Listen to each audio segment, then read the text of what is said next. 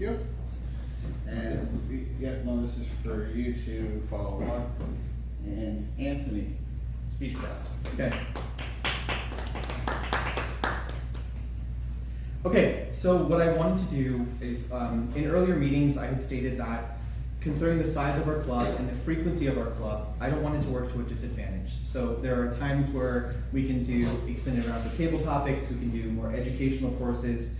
Within the program, there are these set courses, one of which was presented by Mary Lou about evaluations. This is Speechcraft. So specifically, this is about literally crafting a speech. In the favor of time and for the favor of focus, there is not going to be anything about the actual delivery or execution of a speech. Is that a question? This is specifically focusing on putting a speech together. Whether it's just scheduling conflicts or busy personal matters, there have been a lack of speeches being given, not just here, just overall. And I wanted to at least assist, should the reason solely be a lack of how do I put a speech together, a lack of understanding with all of that. So this is what the point of this is. Going into it, let's just focus on some of the main questions. The age-old, who, what, when, where, why, right? So what? What am I going to talk about? How do I put my message together? Why am I sharing this content with others? The other three, I'm not really even going to focus on. The who will I be presenting to, that's later on. When will I be presenting this? The main focus is what, how, and why. Now, first thing you need to do is, how do you create content, right? Sounding like a 12-year-old with a YouTube channel. The idea of just putting ideas together in a cohesive manner, right? You're like, I'm a capable person, I'm here at Toastmasters, I want to learn to present, I want to present better, I want to become more skillful. What do I even talk about? So these are some methods that I have used, that I have found to be pretty effective. So think about this. Think about possible ideas would be subjects of personal interest. I, as an example, have been getting into, let's say, quilting. It's been a big thing. I saw Joann's Fabrics was closing. This is not me. This is just example. I saw Joann's Fabrics was closing, so I decided out of nowhere to just spend $200 on various items needed in order to get into quilting. And here's my path. Here's what I've learned so far. That could be an idea. Current events, being very topical, things that are sort of time sensitive, so there's a sense of urgency, and the idea that if your content is about a current event, whether it's a natural disaster, or earthquake, a storm, whether it's something like pseudo-political but not intensely as such, or things just sort of going on. The Super Bowl was here, that could be a subject. You can go to solution to a problem. So you, in your own personal life, came across this issue, whether it was something as simple as how to improve parallel parking to how to be more cost effective with the budget for your food. So the idea is that you, in your own life, have come across a specific problem, you have done the work, you have proposed a solution that at least works for you, and there's no sense in that hard work going to waste, so you could prepare a speech about the solution that you found. Extended knowledge about a particular subject. So let's say all of us have a general knowledge of driving, but you have an extra skillful knowledge. You've watched F1 or Daytona, or you have taken additional courses in driving a motorcycle, or whatever the case is. So hey, while all of us have this level of understanding of this subject, I have gone this much further, and I'd like to share that additional information with you. One of the popular ideas is wisdom or insight that you've gained from an experience. I was helping a sick uncle, and it was a catalyst. It was very cathartic, and I have a renewed sense of the fragility of life, and the time I spent traveling to Kentucky I have come into the realization of these things, and I want to share it with you, my Toastmasters family. And then finally, an interesting story. You can embellish, you can elaborate, you can outright lie. No one will really know. Oftentimes these stories are just grown-up fables. Essentially, you are sharing your own story, whether it's based on true facts or completely exaggerated. And the idea is that in addition to this beautiful, compelling story, there is some sort of moral, there is some sort of lesson that either you learned, or speaking in third person from a more observational standpoint, something you watched someone else experience. Now, this is not the end-all be-all of suggestions, but the idea is within at least these 6 general categories, ask yourself, is this something that I'm experiencing? Is this something that I have just recently conquered or achieved or finished or solved?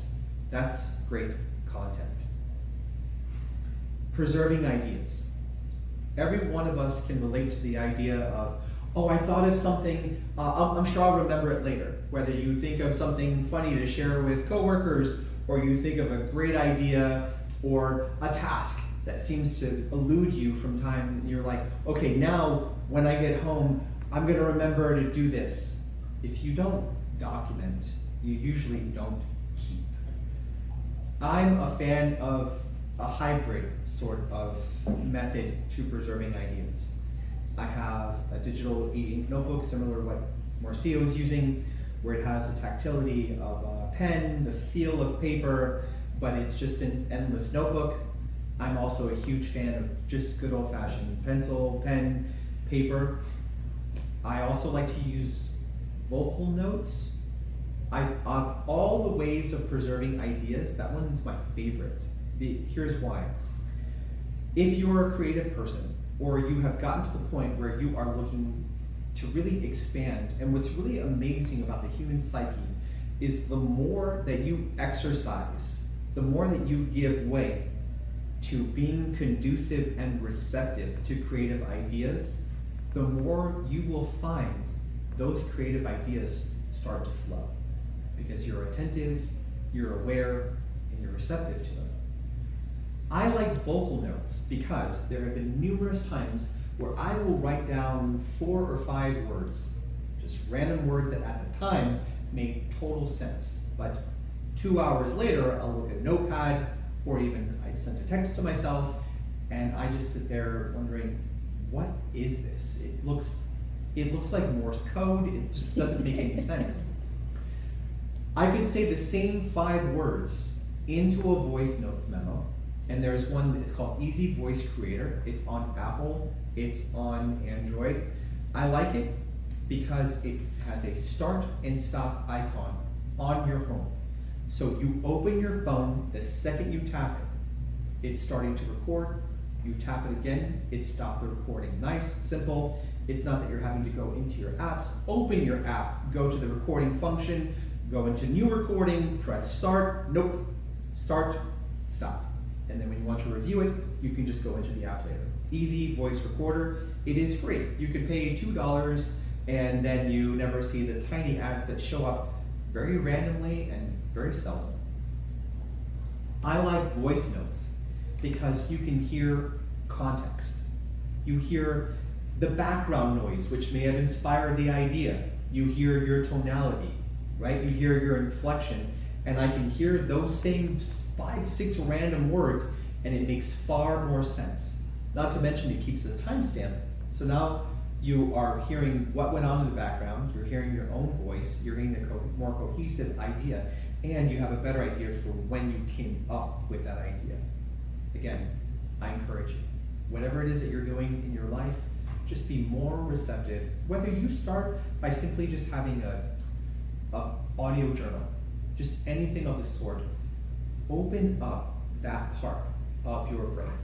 Give it space. Allow it more mental real estate within your head, and you will find that the benefits far outweigh whatever inconveniences it might initially impose. So great idea on how to preserve these ideas. I'm a huge advocate, don't force it. I know people of all sort of creative lives. I know artists, visual artists, written artists, I know comedians, I know poets. Some of them say, this Monday night, I'm just gonna sit at a cafe and work on my book, and the ideas are just gonna flow right then. Very few of them find success. There's setting up, there's the atmosphere. It's almost like you're going on a date with your brain. Like, hold on, let me just move some things around, let me make everything look nice and good. I'll move that away, scoot that. Here's a nice open space for you, idea to occupy. Is this lighting good? Is this too dim?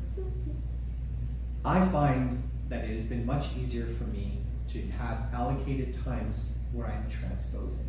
In other words, these ideas already exist in written form, audio form. I am simply allowing this dedicated time and space to take them from all their random rooms, both physically and mentally, and put them into one specific space.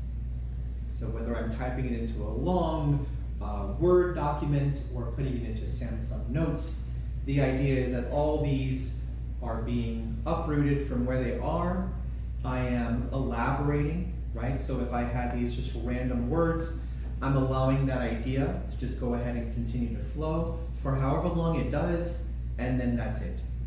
I try to categorize the different ideas, and as I have more and more, I say to myself, okay, great. So I have these 4 ideas about this one concept. Great. What do I want to call that concept? There it is. That's in bold and capitalized or centered. And then here's everything that has to do with that. And then just allowing these little things to sort of grow. But ideas and goals are like plants, pets, and kids. They can't continue to survive and thrive if they are not fed. Feed your mind. Feed your creativity. Like I said, allocate time to transpose and expand on these ideas, and be understanding that it might have seemed like a great thing at first, but at least give it some sense of life. Some of these things might not become more than sentences, some of them not more than paragraphs. Some of these ideas could expand into full speeches, presentations, books. And then as you are putting this content together, the method I use to decipher whether or not this deserves to go even further, is this relevant? Is this prevalent? Is it relevant? Does it make sense, at least to me? Does it make sense to anyone I would share it with? And is it prevalent? Is it something that has enough of a foundation that I think even complete strangers might find use of it? You guys following so far? Mm-hmm. Okay, now, so we have content, we moved on from that. Now, what type of presentation are you even looking to put together? So I've put into 4 different categories. Invitational, right? Invitational. Hey, I'm part of a biking group. You should join. Hey, I'm part of a writing group. You should stop by. Hey, I sell Amway until my friends stop answering their phone. Would you also like to sell Amway?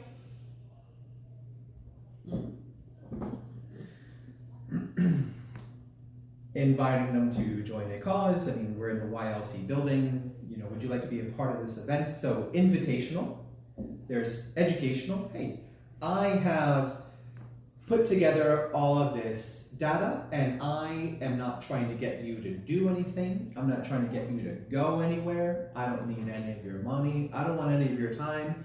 I just learned a whole bunch of stuff. I spent way too much time on the internet, and to avoid feeling guilty about it, I used the last 20 minutes before I went to bed at 2:30 and put this speech together.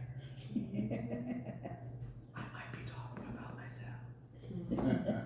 So educational, data. If you're going to put data, it needs to be intermittent. We have all been there when someone says 64% of 18 million of the, and the numbers get all jumbled, and you look out at the audience and they're asleep. I mean, they're looking at you with eyes open. They're gone. They're just like, okay, cool. I'm just looking at the time, man. Like, I don't want to be rude, but that guy did go to the bathroom, so I'll just go.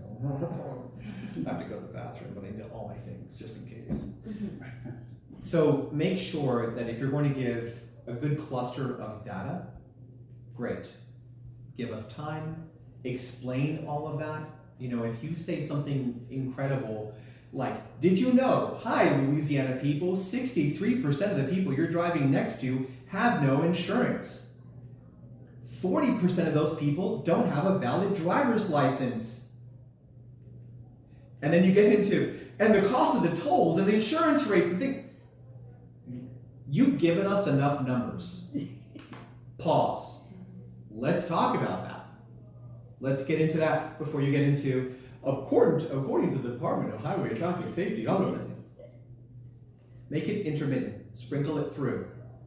Don't bombard us with a whole bunch of information for 3.5 minutes straight out of a 7-minute speech. Not pointing fingers. Okay, so educational. Avoid jargon, right? Lawyers are great for this.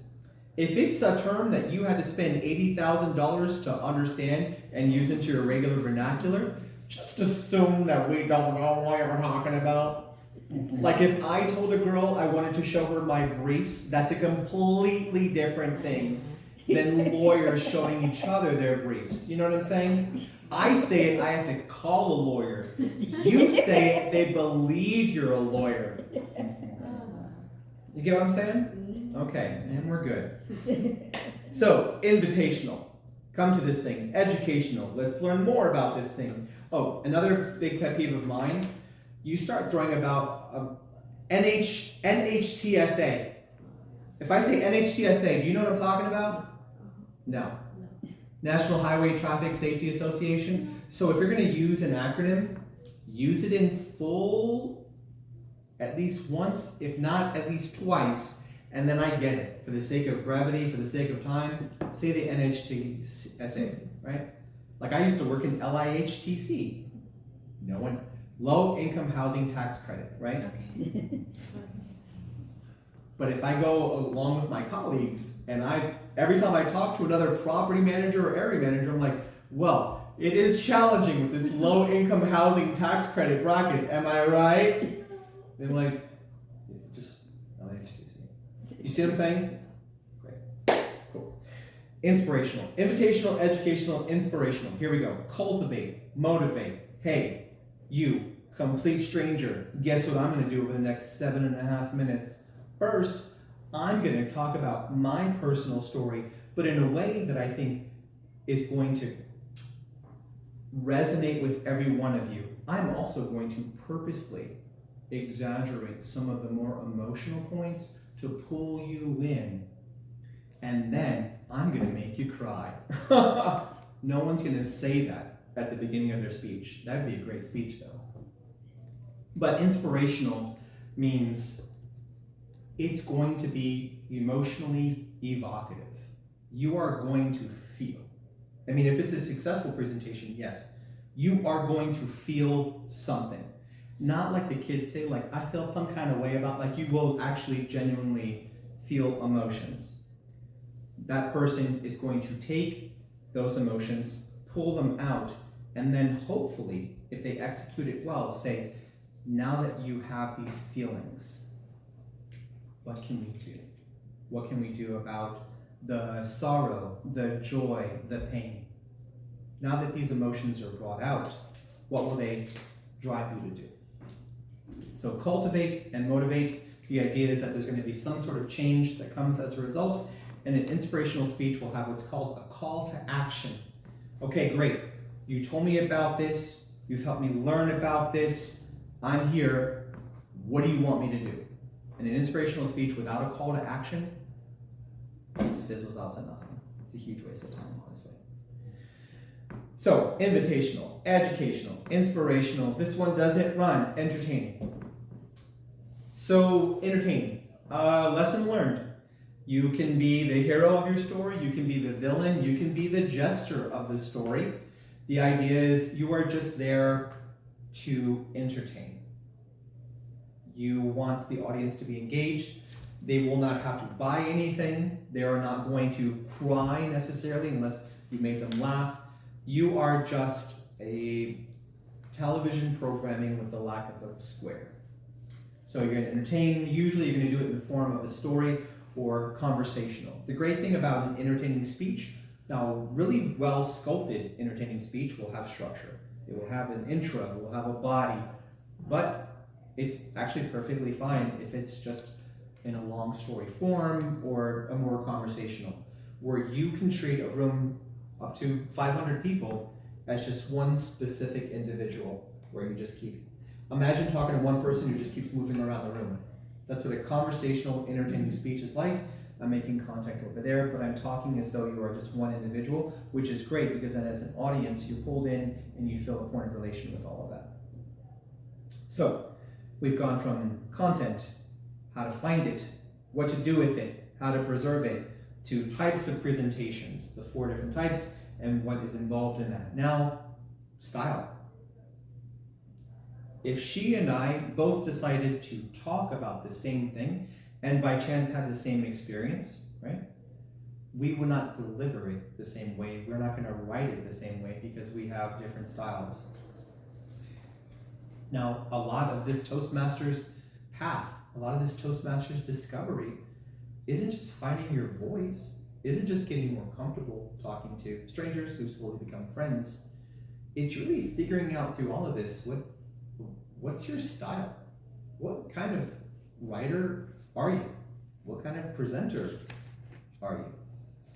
And really sort of delving truly into what that means, what that looks like, how that feels, and how to develop it even further. It's the whole point why we have so many different paths to choose from, and why we allow for, okay, once you complete one path, where do you want to go now? So different styles. So there's formal. There are tons of people in this organization, and the only speeches I've ever seen them give are formal. I mean, I'm talking stereotypically formal. They wear a blazer. They didn't just come from a job interview or work. It's Saturday, or it's a Wednesday night. They went home like Mr. Rogers and then changed into that outfit to present to other people who showed up in gym clothes. They are very, very specific. They are very rigid. They are, they write probably like that and leave notes probably like that. She'll probably give several formal speeches, and it's fine. These are speeches that are, the style is, it's structured, it's regimented, there are parameters, there are specifics. Sadly, a lot of these people have a tendency of typing out their whole speech, memorizing it almost word for word, and then the biggest problem is getting them to be more improvisational about the way that they present. In my experience, when I've mentored people like that, I ask them oftentimes, please, just what are like the main points that you really care about, and just put your speeches together that way. Stop writing out the entire thing, because that's not how you speak. Does that make sense? Mm-hmm. You write, when you start writing specifically for something like this, where you're presenting to others, it starts off as something that someone would read and it would make sense to them, but it doesn't transpose well and doesn't transfer well to a presentation. So I didn't write out everything I'm going to present to you. I just wrote what was specific. So formal. So informal is conversational. A lot of times they are far more laid back. Everything has its pros and its cons. When people are more conversational, a lot of times that's inherent. Sadly, it's not something you can be taught. You can teach people to be more formal and more structured, but there's just those people. They become car salesmen, taxi cab drivers, bartenders, waiters, waitresses. They are just very gregarious in nature. They're comfortable around people, and honestly, the idea of the rigidity of Toastmasters sometimes might even scare those people away because they just want. I just like talking. I just like talking to people. I'm just comfortable, just chatting away. You're gonna have to laugh that one twice to let me know because I'm just gonna keep talking. So a lot of times the conversational ones, they're gonna use more of the stage. They're gonna feel more comfortable with movement. They're gonna feel more comfortable sort of with transitions from one to the other. But in my experience, a lot of times those people come away looking at whatever notes and they're just, because there's a whole bunch of stuff they really wanted to say and they just kind of got lost in all of it. So the idea is to sort of cherry pick, to build everything up into where you are able to be structured. Are you good? You all right? Yeah, I'm good. Okay. Where you are able to be structured. Some more people turning off. We're at 7. Oh, that was my alarm? I've already been on for 30 minutes? You've been up here for almost 30 minutes. You got 5 more minutes to go. Has it felt like 30 minutes? No, we're good. I thought it was like an emergency phone call, somebody breaking into your house. That was your ring camera or something. Toastmasters is more important. I think there's a fire. Well, hey, what's cool? See how cool this is? I'm almost done, and I'm almost done. So. Not at all. There's some more. All right. So informal conversational storytelling. With storytelling, there's going to be characters. You're going to have to set the scene. There's going to be a lot of imagery. So the storytellers are great because that category of people, they are avid readers. They love reading. Usually it takes them a long time before they get comfortable speaking, and a lot of times what they gravitate to is towards stories. I have how many more minutes? 4 more minutes? 5 more minutes. I have 5 more minutes. Not a problem at all. Speech organization. Again, all of this is crafting, and this is about delivery, crafting. My biggest problem, and not just as a competitor, a presenter, or a previous judge, that things are going well, and you can just tell that the person's just running short on time. It's all about the close. No matter what you've done, right? Whether you went to buy something, sell something, job interview, how did you leave the situation? So I put it into math, and there's real numbers in this. Your opening is not the same as your intro. Your opening is the first 6-7 sentences out of your mouth. Your very first impression, what you literally open with. Styles are a question. Have you ever wondered, right? Or some kind of absurd statement or claim, by the end of all of this, every one of you will know how to save $3,000 a year. Want to know more? Click this app. Anyway. Or you start off with a quote, as T.S. Eliot once said, as Martin Luther King Jr. once said, or you'll start off with a personal issue or obstacle. Here you are, you come right up, and the first thing out of your mouth is, I just didn't know how I was going to pay all the bills that were piling up. Right? Pulls you in.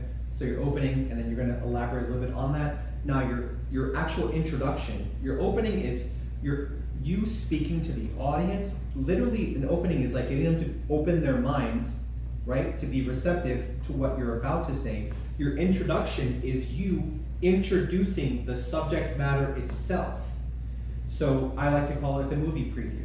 None of us have ever, or very rarely, have gone to see a movie without, what is this movie about, right? So think about the opening being the poster, the introduction being the preview.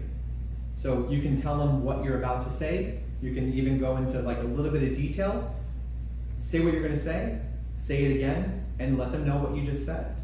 So as far as timing and space allocation, the body should represent 60%. I mean, you can really do it with time. Hey, I'm talking for 10 minutes. How do I split that up? So 50% of 10 minutes is 5 minutes, right? So you add a little bit for the body, subtract a little bit for the intro, but make sure to leave space for the conclusion. the closing. Give us a summary. There's actually a judging criteria with evaluations, with speeches. Give us a summary. Great, we were attentive. We did listen to everything you said. But could you just condense that? I was in the bathroom, I just walked in, what did I miss? One of those kind of things. Give us a good, strong closing.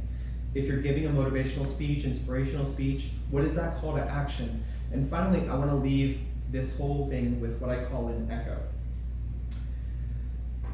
If you guys go home to other people, or other people ask about, like, whether it's Toastmasters, or you go to a restaurant, you go to see a movie, and they'll, a friend, whatever, asks, well, what was it about? Now, you could see a 2-hour movie, you're not going to talk about the movie for 2 hours. The idea is, how would you summarize your experience? What you heard, what you saw, what you learned, what you felt, how would you summarize it in 2 to 3 sentences? And I encourage you, when you're putting a speech together, think about your echo. It's not the same as a speech title, your echo. What do you want your audience to come away having heard, learned, felt? And make sure that whatever you write, whatever you present, whatever you put together, focuses on that, your echo. That's it. Thank you guys so much.